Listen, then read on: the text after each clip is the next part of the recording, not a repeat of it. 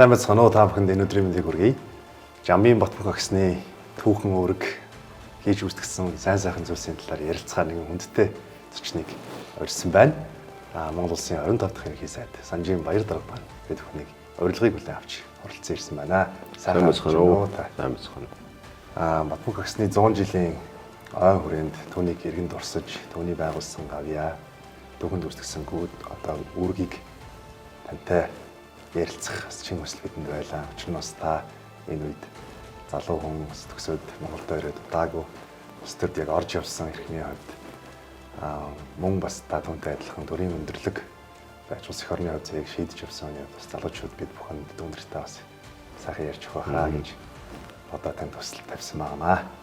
За би эхнийхээ асуултыг танаас Батбүрх агсны одоо яг энэ академик багш байсан үеэсээ хэрхэн яаж сайд нарын зөвлөлийн дарга заавалмаар ардын их хурлын тэргүүлэгчдийн дарга Монгол Улсын төрийн тэргүүний энэ одоо карьер шилжилтүүд рүү орсон болоо гэдэг залуучууд бид бүхэнд бас их сонирхолтой байлаа. Монгол Улсын их сургуулийн багш байсан хүн гинтэлтэй өдөр одоо Монгол Улсын ерөнхий сайд болно гэдэг юм хэрэг одоо түгээмэл болдог эсвэл ховор зүйл юм бэ? Энэ талаар та ярьж өгч. За Батбүрх даргын 100 жилийн ойг өнөдөр бид тэмдэглэж байна. Энэ тэмдэглэх ёстой. Батбүрхын тухай бид ярих ёстой ч тийм цаг үе маань байх шиг надад санагдаж байгаа юм. Тэгэхдээ миний хувьд бол Батбүрх даргын тухай ярихад бас тийм амар биш. Одоо би бол Батбүрх даргын яг идэвхтэй үйл ажиллагаа явуулж явах үед бол одоо 30 орчим насны ийм залуу байсан. Тэр үеийн одоо албан тушаал нь бол ардын их хурлын тэргүүлэгчдийн дарга. За нам талаас намын ерөнхий нэрийн мишгийн дарга гэж одоо ийм албан тушаал байсан хүн л дээ. 100 жилийн ой гэдэг бол одоо эн чинь тэр хүнтэй хамт ажиллаж исэн улсууд гэх юм бол бас л нас мэлийн өндөр орцсон улсууд байгаа шүү дээ. Жишээлбэл одоо амьд сэрүүн байгаа улсуудаас одоо яг удирдлаганд нь ажиллаж байсан сайд нарын зөвлөлийн дарга байсан Содомгой, Гунгад орчгой, Бямбсрангой гэсэн улсууд. За гадаад харилцааны сайд байсан Гомбсрангой гэсэн улсууд бол илүү сайн ярих мэдэх байх л та. Гинт одоо багш байсан хүн Монгол Улсын их сургуулийн захирал байсан хүн ерөнхий сайд тэр үеийн нэрээр бол бүгд наримт Монгол Ард улсын сайд нарын зөвлөлийн дарга болно гэдэг бол тийм түгээмэл зүйл биш. Тэр бол 1974 онд болсон юм билээ. 74 он гэдэг чинь би оюутан байсан цаг. Шинэхэн төгшүүд байна маань.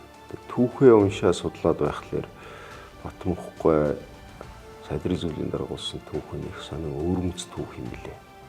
1972 онд Самбууганаас ордог. Самбууга бол одооныхоор бол Монгол Улсын төрийн тэргүүн. Тэр үеэр бол тэр үеийн одоо албан тушаалын нэрээр бол ардын их хурлын тэргүүлэгчдийн дарга.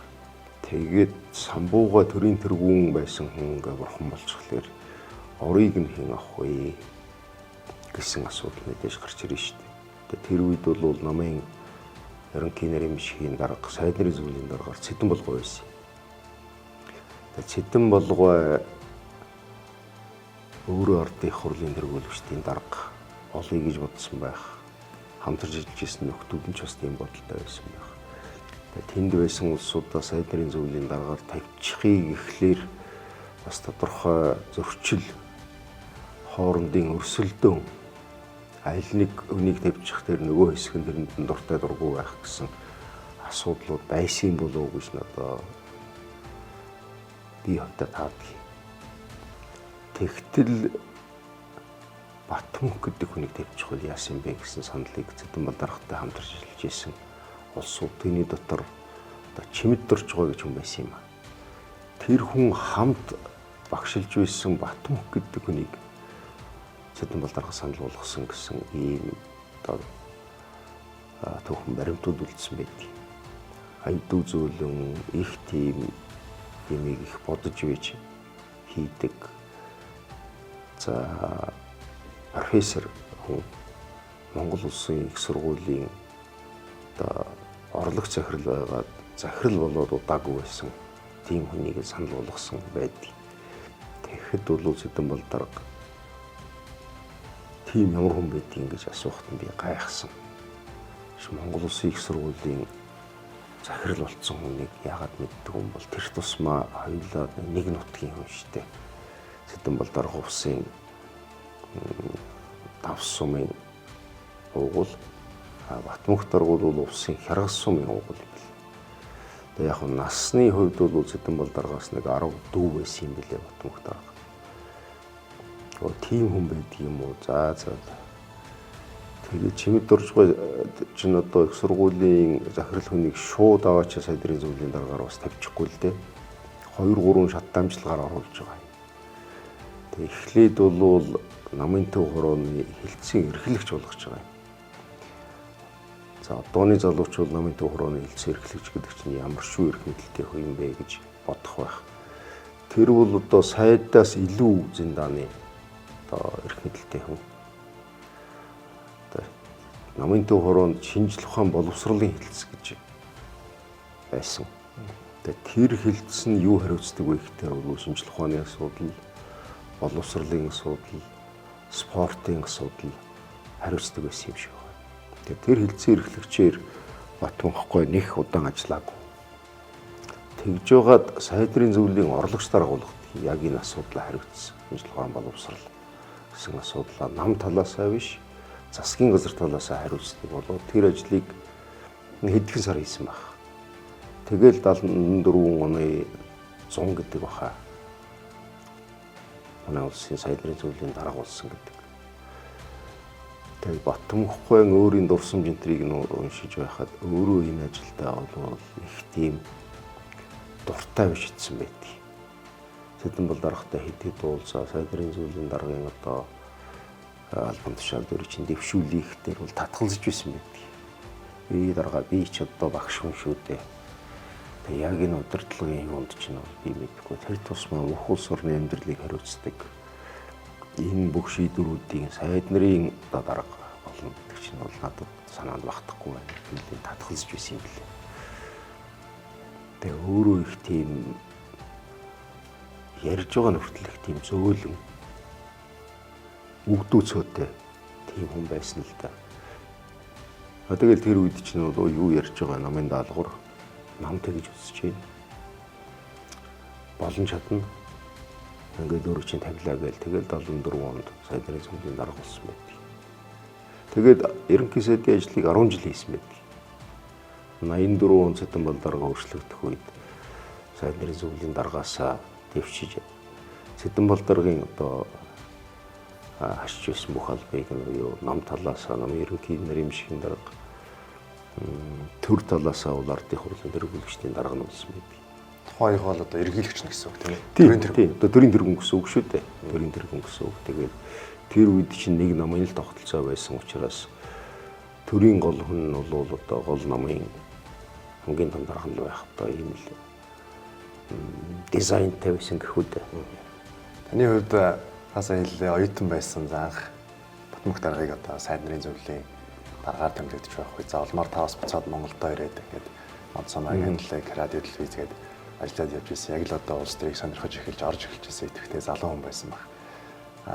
Энэ үед 10 жилийн хугацаанд ерөнхий сайд цаашлаа 6 жилийн хугацаанд төрийн тэргүүний ажлыг хийж улс их орны одоо шийдвэрийг гаргаж чиглүүлж яваа. Хүнийг таавас одоо хувьдаа юу гэж дүгндэг байв. Гэхдээ Батмунхгүй сайдрын зөвлөлийн байх үед бол хэд хэдэн онцлог юм тохиолдож исэн байдаг. Манайх чинь зөвлөлт холбоот улстай маш ойр тийм нягтарсан харилцаатай. Гэтэл хятад улстай бол бид бол ерөөсөө дайсны хэмжээнд, дайны хэмжээнд одоо дайснаа гэж үздэг. Тэрнийгээ ерөөсөө бүр хэвлэлд ил ярьж үйдэг. Сонин хэвлэл радио телевизээр бол одоо хаттын дайсаг нэг хаттын одоо моистууд гэж байгаа л бот наригдаг байсан юм шүү дээ. Тэгээ намайг сургууль төгсөөд ирэхэд бол яг Хятад Вьетнамын дайн болдог. Хятад Вьетнамын том өргөлдөөн болоод тэгээд Монголын зэвсэгт хүчнийг өргөдөх шаардлагатай юм байна. Энэ Хятад улс бол хаашаа л хаашаа дайрч магадгүй юм байна гэдэг үгнээс зөвлөлтийн зэрэгч ороод ирсэн байсан. Тэгээ манайх одоо энэ армаа өргөдөхөн зохион байгуулна гэдэг. Мань митийн одоо сургууль төгсөөд ирсэн улсууд Энэ бүгдийг нь цэрэгт татдаг байсан. Сургууль төгсч ирээд нэг жил ажил уугүй тэгэл айрамд орол офицер болол. Цэргийн мэрэгжил байх юм чинь би орчуулагчлаа гэдэг юм шиг. Тэгж явхтаа бол би нам төрийн удирдлагуудтай бол бас нүүртүүлж исэн зөндөө дийлтэй ялангуяа Сэдэн бол дарахтай итгэд уулзж исэн бидгийг. Одоо зөвлөлт холбоот улсад том дарганаар нь жил дараалан нас бараад эхэлсэн. Дандаа өндөр настай улсууд байсан. Эхлээд Брежнев дарга нас барлаа 82 онд. Тэр чинь зөвхөн зөвлөлт холбоот улс биш, нийт социалисттай хамтын нөхөрлөлийн гэдэг орнуудаар гашууд болол. Тэгэл орны хүн одоо Андропов гэж хүн гаргаад ирлээ. Жил болол нөгөөт Андропов дарга нь байсан. Өндөр настай хүн байсан. Энэ модал нас орчдөг. Тэгж байжгаад 85 онд одоо Горбачев гэж харьцангуй залуу гэдэг чинь 50 дөнгөж гарсан настай байсан болоо да Горбачев дарга. Тэр үед юм л да. Тэгээд Горбачев гарч ирэнгуутаа өөрчлөн байгуул, дийлтүүд байдал гэдэг энэ шинэ бодлого зарлаад ингээд явцсан. Тэр үед бол Сэдэн бол дарга альбом тушаалаасаа буутсан. Монголын хамгийн өндөр альбом тушаалд бол Батмунх дарга очсон байсан. Өнөөдөр залуучуудаас Жамбын Батмунх гэсний талаар мэдэх үү? Тэр яг юм бэ? Ямар хүн байсан юм бэ? Ямар гавьяа явуулсан бэ гэхээр залуучуудын дийлэнх нь хүч хэрэглэж хэрэгж болохгүй гэдэг энэ үгээр одоо түүнийг санд орсож мэддэг. Гэтэл Батмунх гэсэн бол одоо 16 жил Монгол улсын одоо төрийн эрхийг барилдсан хүн байна шүү дээ, тийм ээ. Тэгэхээр энэ хугацаанд бид нар бас ингээд одоо багаараа ярилцаж суугаад судлаж уншиж үзлээ. Таавас түрүү яриандаа дурдж байна. Яг энэ дотооддоо хүнсээ өөрсдөө хийж боловсруулж хангах хэрэгтэй. За мөн үйлдвэржилт бүтээн байгуулалтыг явуулах хэрэгтэй.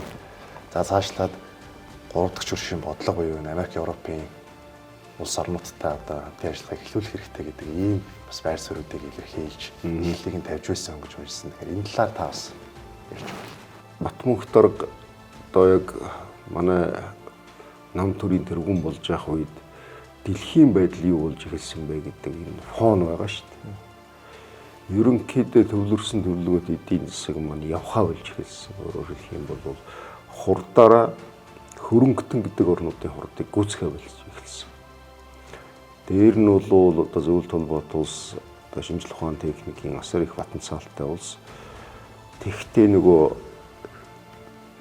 газрын тосны үн тэрнээс их хамааралтай болсон. Газрын тосоо ингээд гадагшаа зараад ихсэн чинь Орос улс зөвлөлт холбоот улс их мөнгөтэй болсон.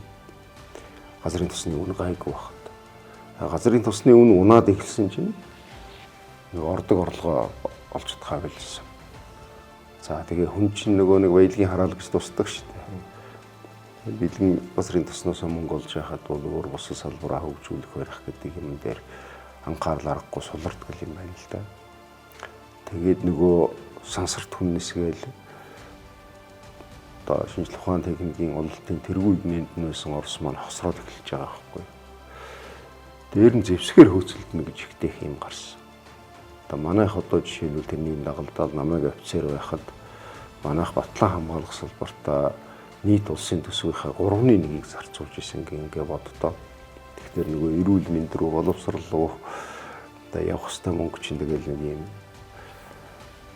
Батлан хамгаалах руу яваад байхлаар ямар өөдтэй байх вэ? Нийт социалист одоо системээр 10 хэдэн орн яг энэ зовлон дээр үүдээд байдлыг хэцүү болж эхэлж исэн үед Батмунх дарга төрийн тэргүүн болдгоо. Тэгээ эдийн засгийн хувьд бол энэ бол их дороотлын. Бид бол 60-70 онд бол сөрхий их одоо социалист одоо энэ тогтолцооноос их хоцсон орн юм байгаа юм шиг. Манайд гол одоо жишээлбэл бүтээн байгуулалтын ажлууд 60-70 онд хийгдсэн байдаг. Ялангуяа гадаад бодлогын талаар асуул. Манайх чинь бол ерөөсөө л зөвлөлт холбоот улстай бүх талаар ойртон ягтрна гэдэг бодлого барьчихсан. Урд хөрштэйгоо дайсагнах байдалтай. Юун сайндаа одоо жишээлбэл манайд зөвлөлтийн 100 мянган хүнтэй айрам манайд орж ирсэн байж исэн байгаа байхгүй юу?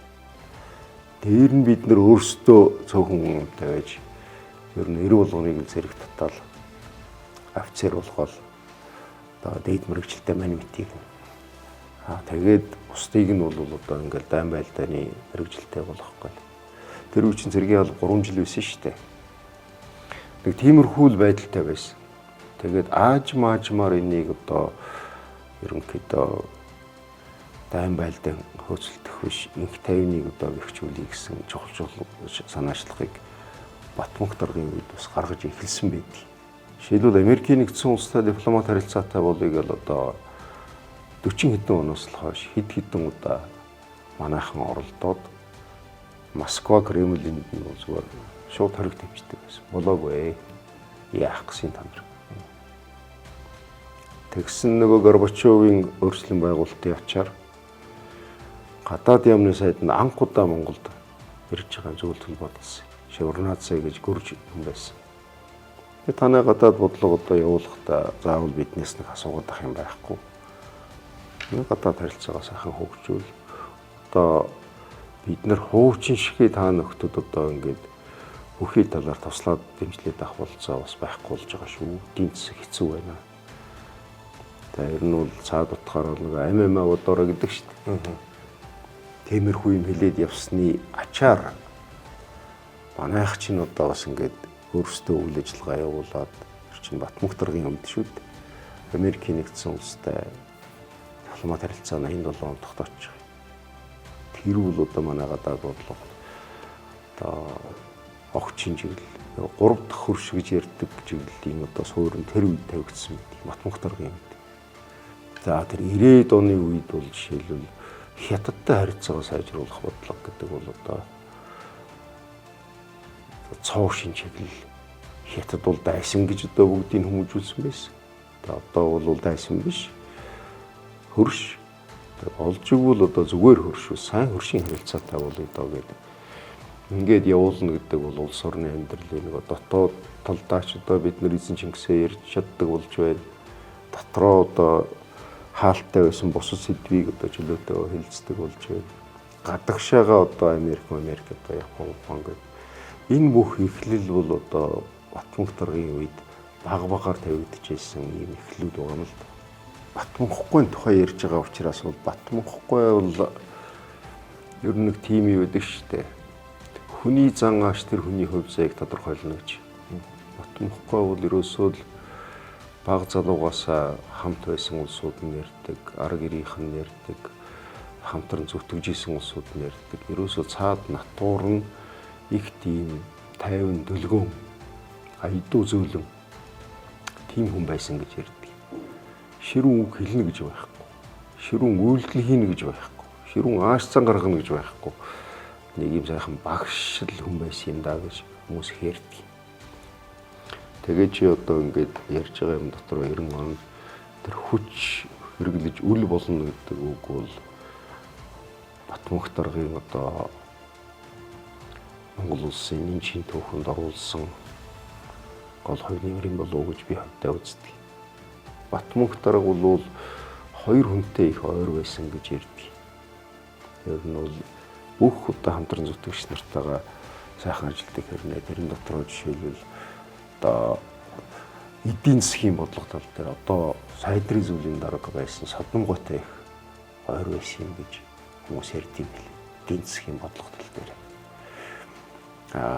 нийгмийн хөгжил ерөнхийдөө энэ юу улс төр талаасаа бол намсараа дарахтай их ойрхон байдаг гэж ярьдаг байсан. Яг өдөөд штэ 36 жилийн өмнө арчилсан холбоо нэг том цуглаа хийгээд сүүлд нь хэсэг улсууд нь талбай дээр үлсгэлэн зарлаа тавьчихдаг. Тэгээд нөгөө тавьжсэн шаардлагууд нь өндөрсөд ерөөсөө улс төрийн товчоо огцор ардын түр хороод хэзээ одоо байгуул. Эцэгээс одоо тэмцлийн бүр цаашдын хурс хэлбэрт орно шүү. Тэр тэмцлийн хурс хэлбэрт орно гэдэг нь энэ 36 жилийн өмнө өдөөд гарч исэн хэллэг баг. Тэгэхээр нам дотор байгаа улсууд тэр намын удирдлагатайгаа улс төрийн төвчөөний 11 шиг санагдаад байна. Тэр улсууд дотор хүртэл саналын зөрөлтөө гарч ирж байгаа байхгүй яах вэ? За нэг хэсэг нь энэ одоо энэ нусгай бацаануудад ууж хэсгүй юу ярьж байгаа юм. Монгол улсын үндсэн хуулийн эсрэг одоо янз янзын шаардлага тавьж байна. Манай нам засгаас одоо бас хийж байгаа ажлыг ордоос үгүйсгэж жадлан эсэргүүцэж байна. Тэгээ ингэж чараа болохгүй. За тэрэн дотор зэрэг юутай ойрхон байсан улсууд гэхдээ ер нь бол эднийг ингэж авраагаад байх юу гэсэн. Байранд нь тавьбал яасан. Бусад орны жишгээр тийм. Одоо зарим орны жишг. Тэгээ энэ дээр бол тэр нам төрийн гол хүний байр суурь одоо чухал шүү дээ. Тэгээ Батмунх дарга энэ дээр бол өстой нөгөө зөв газар зөв цаг зөв хүн байна гэж монголчуудыг заяа төссөн юм болов уу гэж би хандаа боддог. Ерөөсөө л зарчим нь бол хүч хэрэглэх хэрхэвшүүлж үл болдог гэсэн энэ алдарт үгээ улс төрийн товчоонд байсан нөхөдөө ард түмэндээ хандаж хэлсэн байд. Одоо орчилсан хувьсгалын нэг өдөртөгч гэдэг Санжаа Сөрөгийн цоргийн хэлсэн үг гэдэг шүү дээ. Монгол улсад одоо хамгийн их хүндэлдэг улс төр чим бэ? Би Жамбын Батмунх гэдэг нэг би хэлнэ. Би энийг дотооддоо ч хэлнэ, гадааддаа ч хэлнэ. Яг одоо энэ нийгэм солигдож байх энэ үед бол ийм ухаалаг хандлага гаргасан хүнийг бол бид нэр хизээч мартах ёсгүй юм шүү гэсэн утгатай үг. За Батмунх даргын амьдрал төгсгөлийн үе нь бол их гонигтай үе байдаг юм аа. Батмунх байх тэр үед бүхэн өргөний хажууд амьдардаг байсан. Тэгээд машиндаа олуулаа шиглэлсэн сууж итэл одоо миний машин дотор байсан социал-демократ намын гишүүн, баг хурлын гишүүн Улаанхүү Батмунхгүй явж штэ. Тэгсэн Батмунхыг нэг хүн унагцсан нүдэж байх юм гээд тэгээ явж байгаа машин дотроос үсрээ гарчдээ. Тэгээд чи нөгөө бүхэн өргөний тийш жоохон өксүр штэ. Өвөл вэснийг шилэх үү машин шууд зогсож чадахгүй жоохон тэгш газар нь очиж зогсох гэтэл бас нэг ганц 2 минут өнгөрдөг. Тэр хооронд Улаанхүү өсөрж гараад тэгээд Батмунх даргыг одоо яг тагсын жоохон мөрөнхий болж ирсэн. Тэгсэн нэг сохтуу хүн л одоо Батмунх даргыг одоо өдөж тэ одоо юу малгай юуг ин авах гэж хэлсэн юм уу. Тэгээд өөр хийнийг юм бетон барьцсан явж ирсэн. Тэгээд бид нар цөмөрөө тэгээд одоо гэрт нь оруулаад та одоо яагаад ганцаараа явж байгаа юм. Тэгээд гэрт нь оруулахад за дүүнэр тэгвэл нэгэнт ингээд уулзсных манайд орно. Даримаа ахчихаа цайг амсгээд тэгээд бид нар орж суугаад юм хом ярьжсэн. Тэгээ сүүлд нь одоо энэ чинь нөгөө тойрон хүрээлэгчтэй хэрэг гэж үүсгээд шүүх прокурорын хаалга одоо хэдэн жил сахисан бэ. Тайлбар тусгай хангам нийтлсэн дураараа дөргсөн баахан ял ганц одоо Батмунх дарга бишэлдээ тэр үед улс төрийн товчоонд байсан сайд дарга нар байсан олон хүнд тийм хэрэг үүсгээд мөрдөж прокурорын юу цахаа сууж байна гэж тэгдэг байсан юм. Тэгээ одоо түүх гэдэг бол бас улс төр гэдэг бол хатуу тоглоом л да. Нам төрийн өндөр албан тушаалд байсан хүнийг сүүлийнх нь одоо амьдралын нийтээрээ байсан дэглэмийг нэг хоёр хүн дээр тохоод тэр усуудаа буруутан болгоод золиос болгоод гаргадаг. Энэ бол бидний бас нэг гашуун сургамж байна гэж би хамтдаа харддаг. Тэгээ Батмунх дарга одоо тэр энэ тэргүүн байсан хүн унаа байхгүй. 500 төгрөгийн тэтгэвэр авдаг байсан гэсэн баг. 500 төгрөг шүү. Тийм байдалтай байж байгаа сүүлд нь харин бол одоо бас авдаг тэтгэврийн араа нэмэгдүүлээд тэгээ хасч ирсэн одоо шагнал магадлал эдрийн одоо сэргээсэн ийм үйл ажиллагаа манай намаас хожим хойно явуулсан л да. Одоо багун дээр ерөнхийлөгч болоод одоо тийм зэрлэг шийдвэр гаргаж ирсэн. За одоо манай засгийн газар одоо яаж байгаад одоо тэр улсууд бас авах ёстой тэтгэмжилтүүд болоо юм яагаад тэр үүсгэсэн эрүүгийн хэрэг мэргийг ингээ боловлоо. Тэгтэл одоо сүүлийн амьдралынхаа сүүлийн хэдэн жил бол бас л их тийм өнгөнөлтэй унагтай өнгөрсөн байдаг. Энэ ч бас бидний сургамж мөн гэж би одоо боддог. Сайхан дэлгэрэнгүй хариулж түүхийг нүдэн дарагтал сайхан ярьж өгч байгаа тань маш их баярлалаа. За бид төрийн ярилцлагын төгсгөл хоёр руугаа ярьж байна. Надад хоёр асуулт байна. Энэ хоёр асуулт маань ер нь хамтдаа гэж таалагдж байна. Нэгдүгээрт Батмунх агсны 100 жилийн 3 дугаар сарын 10-ны өдөр болох гэж байна. Бид бүхэн 100 жилийн хардчлалын өглөө юм их одоо кампанид ажиллаар намын залуучууд маань нэгдээд бас арга хэмжээнүүдийг зохион байгуулж байна, нөлөөллийн ажлуудыг хийж байна. За магадгүй та бас харсан байх бид бүхэн Ринчний чанарын 90 жилийн яг мөн зохион байгуулж бас залуучууд руу чиглэсэн нөлөөллийн ажлыг хийж байгаа. 90-ийн ой тэмдэглэх 90 жил, 100 жил, 110 жил хэмээх энэ ойнуудыг тэмдэглэж өнгөрөөлөх нь ямар ач холбогдолтой юм бэ? Зарим хүмүүс бас шүүмжлэлтэй байдаг. Тэгээ бид нар бол бас ингээд арай өөрөөр хий, заавал баярын урал, эрдэм шинжилгээний урал байхгүйгээр илүү нөлөөллийн эргэн санах, ямиг ойлгох, мартагдсан зарим нэг зүйлийг эргэн санах боломж юм болоо гэж хараад байгаа. Энэ дээр та ямар байр суурьтай байдаг вэ?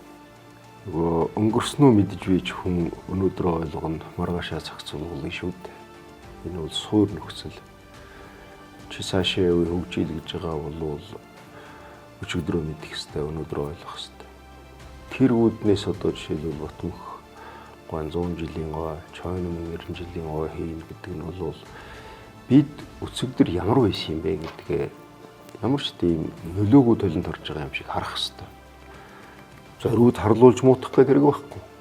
Эсвэл одоо ялцал ямар ч тийм өөсөйгүй өндөг шиг байсан юм шиг бас төсөөлөд байх хэрэг байхгүй.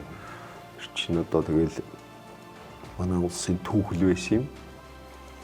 За түүхэнд бол одоо бодит улсууд л үйл ажиллагаа явуулж байсан.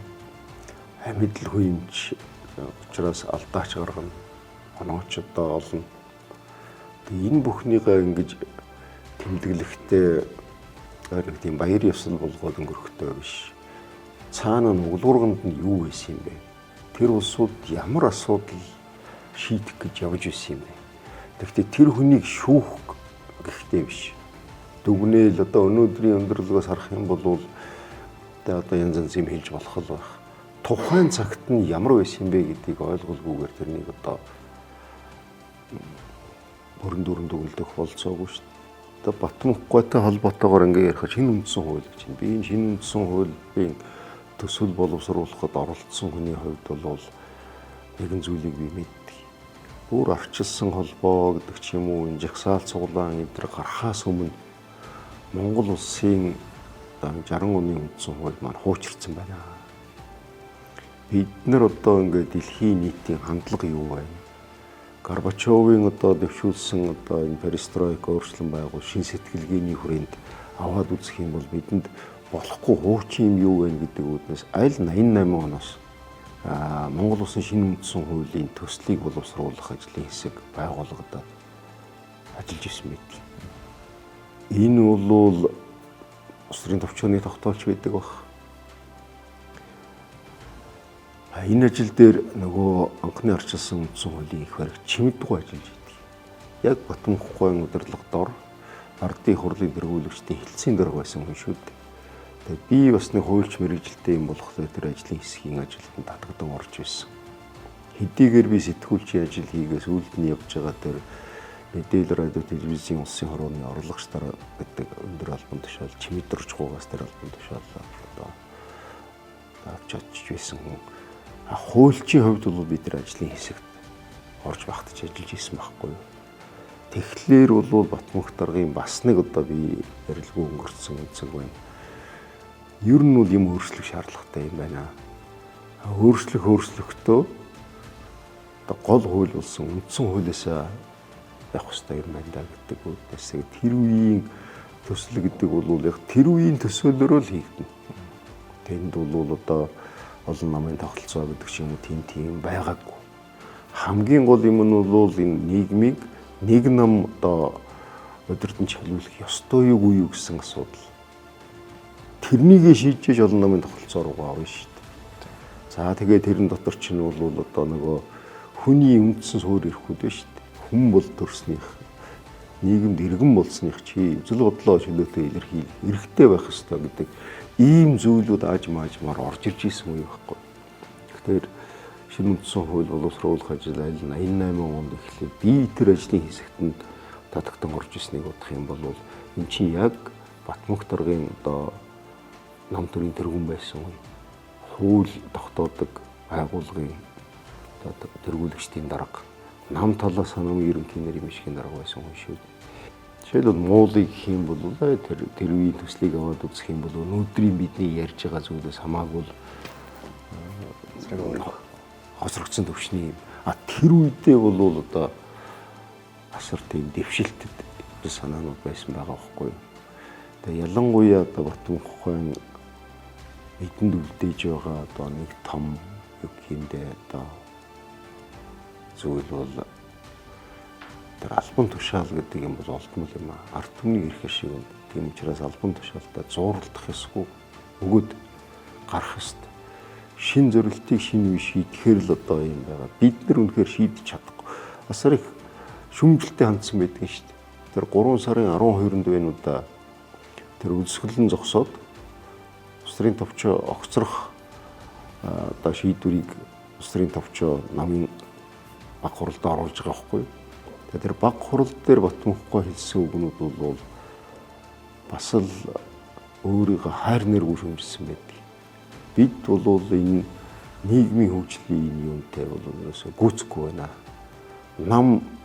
Нам юу ах вэ? Нам өдөртөж байгаа улс төрийн товчоо энэний хурдыг гүйцэхгүй байгаа учраас бид нэр одоо ажиллаа өгөөд огцроод тэгээд нам онцгой хурлаа хийгээд нам дотроос одоо яг энэ орчин цагийн хурдыг гүйцэх сэтгэлгээний хувьд бол одоо хоошоо татагдаад бахааргүй ийм улсуудаар намын удирдлагаа бүрдүүлээ цаашаа явах нь зүйтэй юм гэсэн айхтар үгнүүд хэлсэн байдаг байхгүй.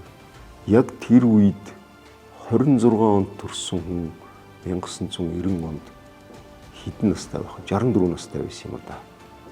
64 настай. Би одоо 70-тай хүн сууж байна. 64 наснда яг одоо төрсөн өдрөөрөө огцорч байгаа байхгүй. Огцрох шийдвэрээ одоо улс төрийн товчооныхондоо хэлээ. За би ийм саналтай байна. Та нөхөд миний саналыг юу гэж үзэж байна гэд тэгээ нөгөө нөхөд нь бүгд л одоо ингээл гараа өргөөд огцорсон байдаг. Орон радио телевизээр яг мэдээлэл хийсэн. Радио телевизээр хэлсэн байдаг. Тэгээ би бол Батмунхайтай би түрүүн ярилцлагыг хэлсэн шүү дээ. Би хэм бэлээ, Батмунхай хэм бэлээ. Насны зөрүүтэй, албан тушаалын асар их том зөрүүтэй. Тэгвэл би нөгөө Монцамигийн дарга байх үедээ Батмунхайтай хэд уулзж ирсэн. Ялангуяа тэр нөгөө нэг айхтар өдрүүд бол хэвлэл мэдээллийн байгуулагч нь одоо гол болж байгаа үйл явдлыг үнэн бодитоор дамжуулах тийм үүрэгтэй байсны хувьд бол бас л одоо өрөөнд нь орж үгийг сонсож ингэж явсан. Хувь талаасаа бол би Батмунх даргын 3 хүүхдийн томтой одоо бид нэр найз нөхөд байсан л да. Тэгээ би Батмунхай ингээд эренж очиж үзчихсэн. Одоо хувь хүнийхээ талаас бол үнэхээр нэг тийм сайхан намтай зөөлөн дуутай өгчүүд идэг шүү дээ. Тийм л сайхан яг харах царайны л багш хүн ерөөс. Тэгтээ одоо ингээд 100 жил болж байна гэж ингээд тэгээ та нар надаар ингээд яриулахад бол яг оноод ирчих хүн би бас биш л дээ. Тэгтээ тэр үед одоо та нар шиг залуу явсан хүний хувьд Батмунх даргын тухай тэр үед нэлээд шүмжлэлтэй бодож байсан. Ингээд бүхэл бүтэн амьдрал өнгөрсний дараа ингээд бодож байхад үнэхээр монголчуудын суур одоо зарчмыг хэлж мэжтэй хүч хэрхэвч үл болно. Ийм л байна да. Гайхамшигтай. Тэгээд сайхан подкаст боллоо. Танд бас хүрэлцэн цаг гаргаж сайхан ярилцлага өрнөсөн маш их баярлалаа. Энэхүү подкастынхаа сүүлчийн хормыг танд үлдээ. Та яг намынхаа одоо залуучууд болон над шиг дүүнертэй энэ подкастыг үзэж суух үзэгчдэд бас хандаад Жамын Батмунхны 100 жилийн ойгоор ардчлалын өглөө юу болсон гэдгийг ярьж өгсөн шиг бас захиж хэлэх зөвлөх зүйл байна тэгвэл та. Залуу наснда залуу байгаа ч л гэж би хэл. Аливаа юмд бол өстой залуу хүн чинь яадаг үлээ тийм ээ. Эрч хүчтэй, юутай байдаг, амьдралын туршлагаараа бага. Тэгтэл одоо тэгэл нэг тийм эрүүн сэтгэлтэй бушуухан бүтээчхийг амжуулчихыг гэсэн одоо тийм сэтгэлээрээ тэгээ аливаа юм шүмжилттэй ханддаг. Гэвч залуу хүний л одоо чанар шиг үндсэн чанар шүү дээ. Залуудаа залуу шиг бай. Нас тогтохтой тэгээд тогтсон шиг бай. Гэж л одоо хэлэх ёстой юм одоо. Баярлалаа. Маш их баярлалаа. За баярлалаа. Сайн сайхныг хүсье танд. Баярлалаа.